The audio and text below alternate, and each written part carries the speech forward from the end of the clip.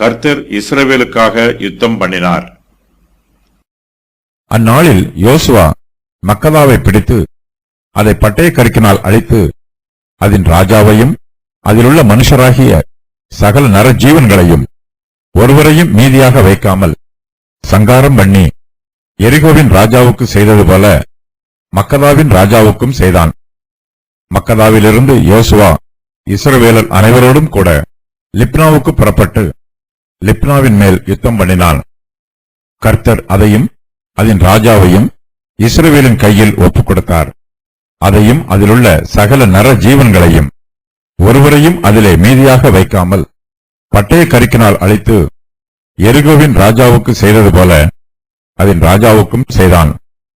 லிப்னாவிலிருந்து யோசுவா இஸ்ரவேல் அனைத்தோடும் கூட லாகீசுக்கு புறப்பட்டு அதற்கு எதிரே பாளையம் இறங்கி அதன் மேல் யுத்தம் பண்ணினான். கர்த்தர் லாகீசை இஸ்ரவேலின் கையில் ஒப்புக் கொடுத்தார். அதை 2ஆம் நாளிலே பிடித்து லிப்னாவுக்கு செய்தது போல அதையும் அதிலுள்ள எல்லா நரஜீவன்களையும் பட்டய கருக்கினால் அழித்தான். அப்பொழுது கேசேரின் ராஜாவாகிய ஓராம் லாகீசுக்கு துணை செய்யும்படி வந்தான். யோசுவா அவனையும் அவன் ஜனத்தையும் ஒருவனும் மீதியாயிராதபடி வெட்டி போட்டான். லாகீசிலிருந்து யோசுவாவும் இஸ்ரவேலர் அனைவரும் எக்லோனுக்கு புறப்பட்டு அதற்கு எதிரே பாளையம் இறங்கி அதன் மேல் யுத்தம் பண்ணி அதை அந்நாளிலே பிடித்து அதை பட்டய கருக்கினால் அழித்தார்கள். லாகீசுக்கு செய்தது போல அதிலுள்ள சகல நர ஜீவன்களையும் அந்நாளிலே தானே சங்காரம் பண்ணினான்.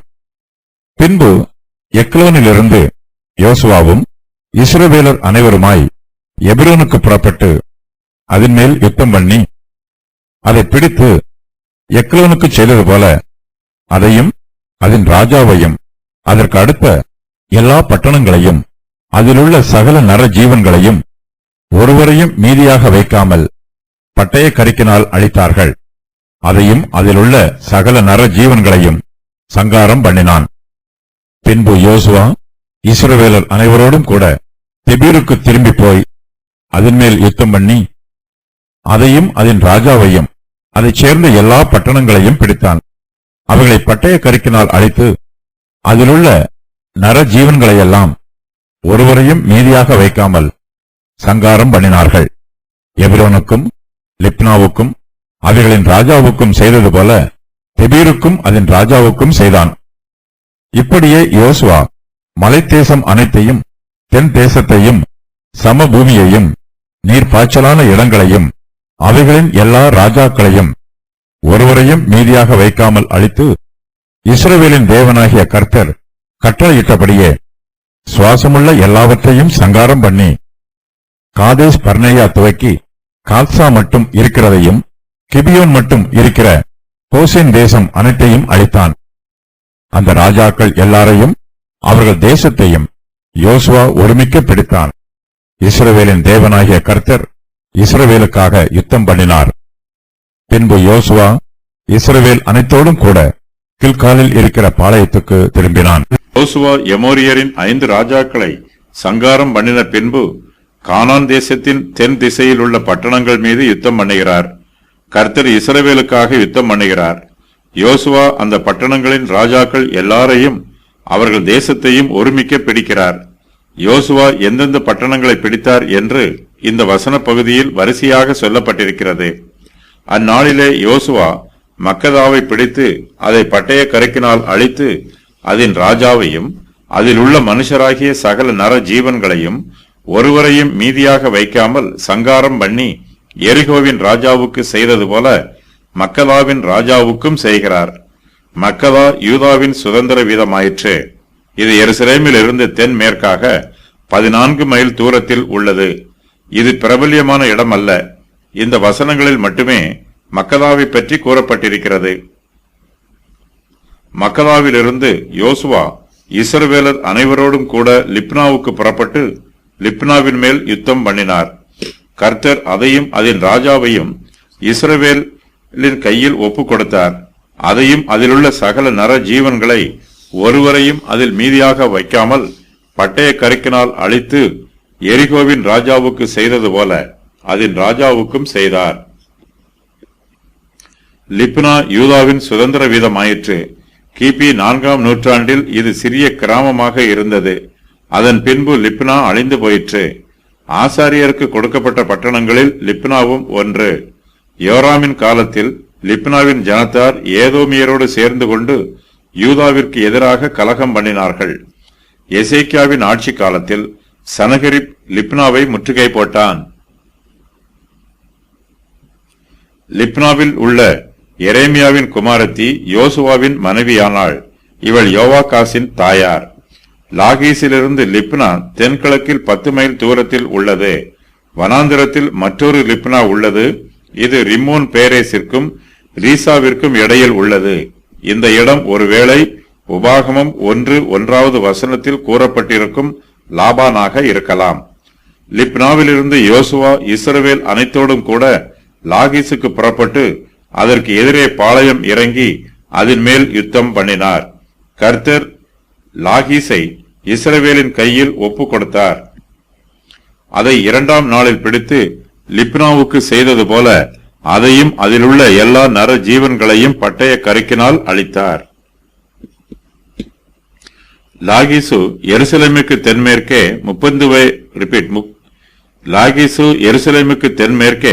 35 மைல் தூரத்தில் உள்ளது. இது யூதாவின் பட்டணம். கிமு 400ஆம் ஆண்டில் இது அழிந்து போயிற்று. இந்த பட்டணம் பல தடவை அழிக்கப்பட்டு திரும்பவும் கட்டப்பட்டிருக்கிறது. ரெகபயாம் லாகீசுக்கு அலங்கத்தை கட்டினான். அமத்சியா இங்கு ஓடி ஒளிந்து கொண்டான். ஆனாலும் கொலை பண்ணப்பட்டான். எசேக்கியாவின் காலத்தில் சனகரிப் லாகீசை முற்றுகை போட்டான். நேபுகாத் நேச்சார் லாகீசை கைப்பற்றினான். சமீபத்தில் லாகீசில் நடைபெறும் புதைபொருள் ஆராய்ச்சிகள் இந்த பட்டணம் ஒரு காலத்தில் பெரிய பட்டணமாக இருந்திருக்க வேண்டும் என்று கூறுகிறது. லாகீசை முற்றுகை போட்ட 2வது நாளில் அசீரியர், பாபிலோனியர் ஆகியோரால் லாகீசை எளிதாக ஜெயிக்க முடியவில்லை. அப்பொழுது கேசேரின் ராஜாவாகிய ஓராம் லாகீசுக்கு துணை செய்யும்படி வந்தான். யோசுவா அவனையும் அவன் ஜனத்தையும் ஒருவனும் மீதியா இராதபடி வெட்டி போட்டார். ஓராமை பற்றி இந்த வசனத்தில் மட்டுமே சொல்லப்பட்டிருக்கிறது. கேசேர் பெலிஸ்தியாவில் உள்ள அசடஸிற்கு அருகில் கேசேர் இருக்க வேண்டும். ஒரு காலத்தில் இது எகிப்தின் ஆளுகையில் இருந்தது. யோசுவா இந்த பட்டணத்தை பிடித்து இதை லேவியருக்கு கொடுத்தார். கேசேர் ஜெயிக்கப்படாமலேயே இருந்தது. பெலிஸ்தரோடு சேர்ந்து கொண்டு கேசேரின் பட்டணத்தார் தாவீதுக்கு எதிராக யுத்தம் பண்ணினார்கள். சாலமோனின் ஆட்சி காலத்தில் எகிப்தியர் கேசேரை பிடித்தார்கள். எப்ராயீமில் மற்றொரு கேசேர் உள்ளது. லாகீசிலிருந்து யோசுவாவும் இஸ்ரவேலர் அனைவரும் எக்லோனுக்கு புறப்பட்டு அதற்கு எதிரே பாளையம் இறங்கி அதன் மேல் யுத்தம் பண்ணி அதை அந்நாளிலே பிடித்து அதை பட்டய கருக்கினால் அழித்தார்கள். லாகீசுக்கு செய்தது போல அதிலுள்ள சகல நர ஜீவன்களையும் அந்நாளிலே தானே சங்காரம் பண்ணினார். எக்லோன் தென் பாலஸ்தீனத்தில் லாகீசுக்கு அருகில் உள்ள பட்டணம். யோசுவா இதை பிடித்து யூதாவிற்கு கொடுக்கிறார்.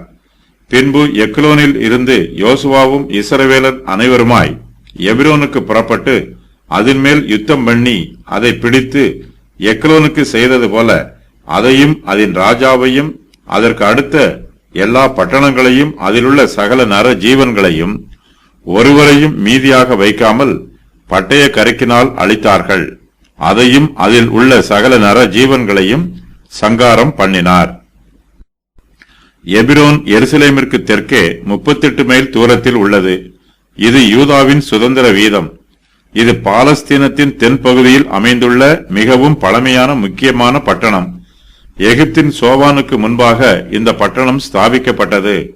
இதன் பழங்கால பெயர் கீரியாத் அர்பா. இது அர்பா எனவும் அழைக்கப்படுகிறது. ஏனோக்கின் தந்தை ராட்சத சந்ததியாரில் ஒரு சந்ததியை ஸ்தாபித்தவர். ஆபிராம் கானான் தேசத்திற்கு வந்த பின்பு இங்கு பல வருஷங்கள் வாசம் பண்ணினார். இங்கிருந்து லோத்தை விடுவித்தார். ஆபிராமின் பெயர் இங்கு ஆபிரகாம் என்று மாற்றப்பட்டது. இங்கு தேவனும் 2 தூதர்களும் ஆபிரகாமை சந்திக்க வந்தார்கள். ஈசாக்கின் பிறப்பை குறித்து அவர்கள் முன்னறிவித்தார்கள். எபிரோனில் சாராள் மரித்து போனாள். ஈசாக்கும் யாக்கோபும் எபிரோனில் பல வருஷங்கள் வாசம் பண்ணினார்கள். முற்பிதாக்கள் இங்கு அடக்கம் பண்ணப்பட்டார்கள். யாக்கோபும் அவருடைய குடும்பத்தாரும் எப்ரோனிலிருந்து எகிப்திற்கு புறப்பட்டு போனார்கள்.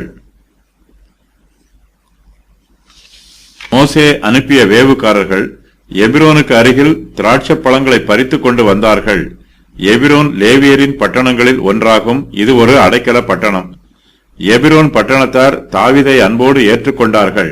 இங்கு அவர் ராஜாவாக அபிஷேகம் பண்ணப்பட்டார். இஸ்ரவேல் தேசத்தை தாவீது இங்கிருந்து பல வருஷங்களாக ஆட்சி புரிந்தார். தாவீதிற்கு இங்கு 6 குமாரர்கள் பிறந்தார்கள். அப்னேர் இங்கு கொலை பண்ணப்பட்டான். அப்சலோம் தாவீதிற்கு எதிராக கலகம் பண்ணினான். ரெகபயாம் எபிரோனுக்கு அலங்கங்களை கட்டினான். சிறையிருப்பிலிருந்து திரும்பி வந்த யூதர்கள் எபிரோனில் குடியேறினார்கள். கிபி 70ஆம் ஆண்டில் ரோம பேரரசார் யூதருக்கு எதிராக யுத்தம் பண்ணிய போது எபிரோனை சுட்டெரித்து போட்டார்கள். வேதாகமத்தில் 2 நபர்களுக்கு எபிரோன் என்னும் பெயர் சூட்டப்பட்டிருக்கிறது. ஒருவன் லேவியன், மற்றொருவன் காலேபின் சந்ததியில் வந்தவன். யோசுவா ஏற்கனவே எபிரோனின் ராஜாவை கொன்று போட்டார். மரத்தில் தூக்கி போட்ட 5 ராஜாக்களில் எபிரோன் ராஜாவும் ஒருவன். இங்கு அந்த ராஜாவிற்கு பின்பு எபிரோனை ஆட்சி செய்த அடுத்த ராஜாவையும் யோசுவா கொன்று போடுகிறார்.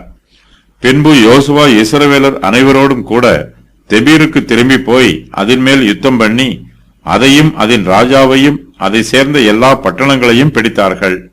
அவைகளை பட்டய கரைக்கினால் அழித்து அதிலுள்ள நர ஜீவன்களையெல்லாம் ஒருவரையும் மீதியாக வைக்காமல் சங்காரம் பண்ணினார்கள்.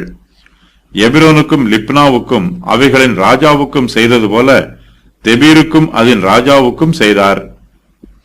தெபீர் பட்டணம் எபிரோனுக்கு தெற்கே 7 மைல் தூரத்தில் உள்ளது.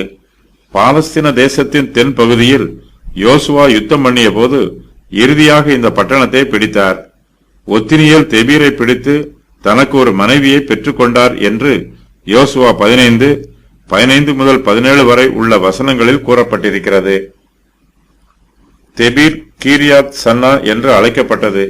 இந்த பெயர் ஒருவேளை கீரியாத் செப்பேர் என்பதன் மாற்று பெயராக இருக்கலாம். ஒரு காலத்தில் இது ராட்சதரின் பட்டணமாக இருந்தது. ஏனோக்கின் புத்திரர் இங்கு குடியிருந்தார்கள். தெபீர் லேவியருடைய பட்டணமாயிற்று. புற ஜாதியாருக்கும் இது புனித பட்டணமாக இருந்தது. தெபீர் என்னும் பெயரில் மேலும் 2 பட்டணங்கள் உள்ளன. ஒரு பட்டணம் யூதாவிற்கும் பென்யமீனிற்கும் இடையில் உள்ளது. இது எருசலேமுக்கு கிழக்கில் எரிகோவிற்கு போகும் பாதையில் உள்ளது. மற்றொரு பட்டணம் மகனாயீமுக்கு அருகில் காத்தின் எல்லையில் உள்ளது. இந்த பட்டணம் 2 சாமுவேல் 9:4 வசனத்தில் கூறப்பட்டிருக்கும் லோதேபாராக இருக்க வேண்டும்.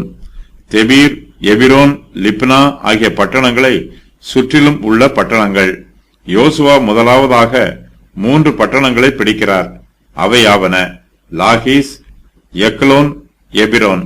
இந்த பகுதியில் எருசலேம், எர்முத் ஆகிய மேலும் 2 பட்டணங்கள் உள்ளன. யோசுவா லாகீஸ், எக்லோன், எபிரோன் ஆகிய பட்டணங்களை பிடித்தபோது எருசலேம், எர்முத் ஆகிய பட்டணங்களை பிடிக்கவில்லை. யோசுவா 3 ராஜதானி பட்டணங்களையும் பிடிக்கிறார். அவற்றின் விவரம் வருமாறு: மக்கதா, லிப்னா, தெபீர். யோசுவா லாகீசுக்கு விரோதமாக யுத்தம் பண்ணும்போது கேசேரின் ராஜாவாகிய ஓராம் லாகீசுக்கு துணை செய்யும்படி வருகிறான். யோசுவா ஓராமையும் அவன் ஜனத்தையும் ஒருவனும் மீதியா இராதபடிக்கு வெட்டி போடுகிறார்.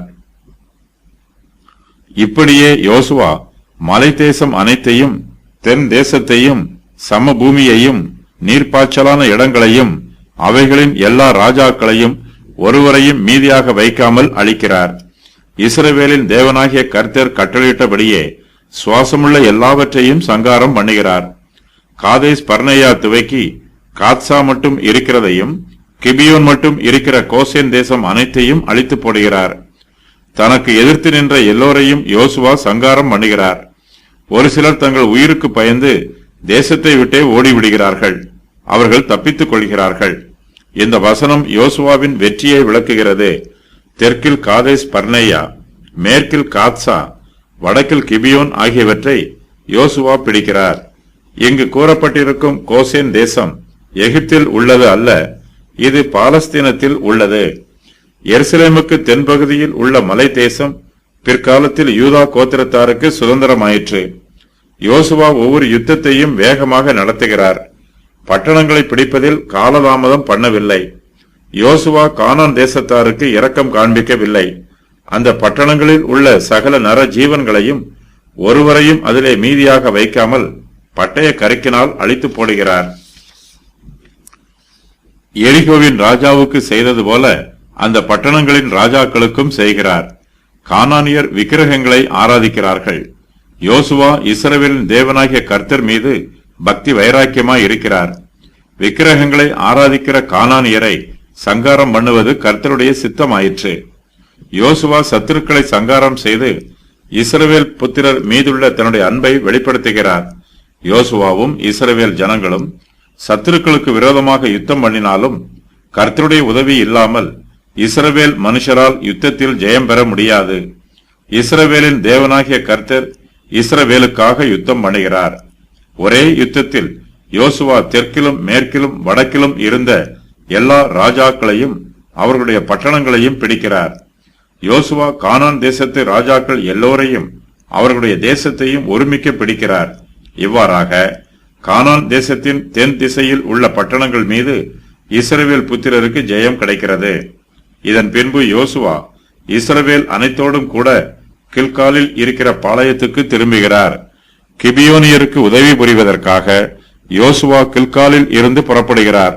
இப்போது மறுபடியும் யோசுவா கில்காலில் இருக்கிற பாளையத்திற்கு இஸ்ரவேல் அனைத்தோடும் கூட திரும்புகிறார்.